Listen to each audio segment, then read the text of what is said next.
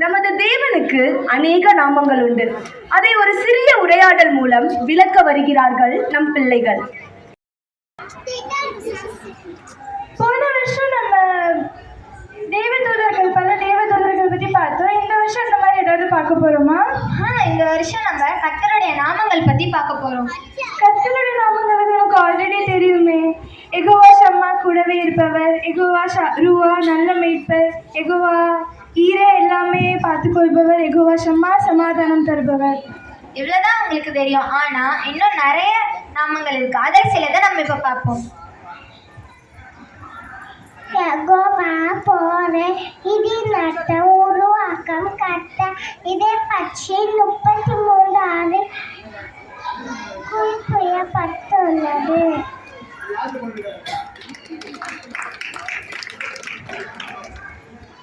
Jehovah Suri,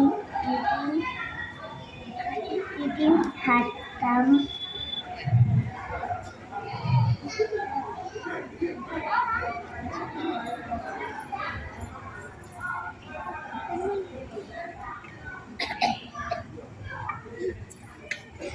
hellebore, இதின் அர்த்தம் தேவன்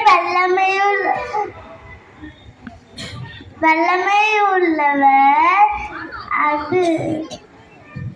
அதுமின் அச்ச வல்லமையுள்ள தேவன். 23:15 கூறப்பட்டுள்ளது.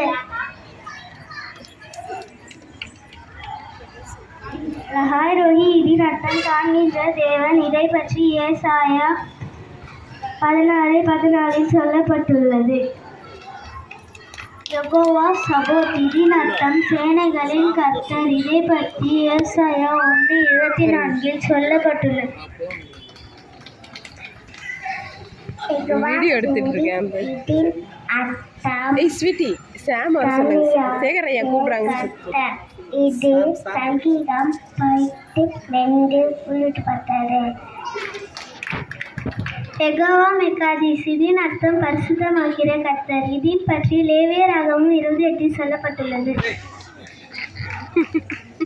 யெகோவா ஷிக்கேனு, நீதியாயிருக்கிற கர்த்தர். இதை பற்றி எரேமியா 23:6 குறிப்பிடப்பட்டுள்ளது.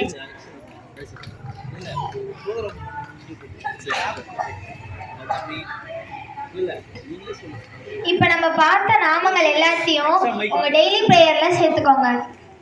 இனி அடுத்த வருஷம் நாங்கள் இதே மாதிரி புது டாபிக்கோட உங்களை திருப்பி மீட் பண்ணுறோம். தேங்க்யூ.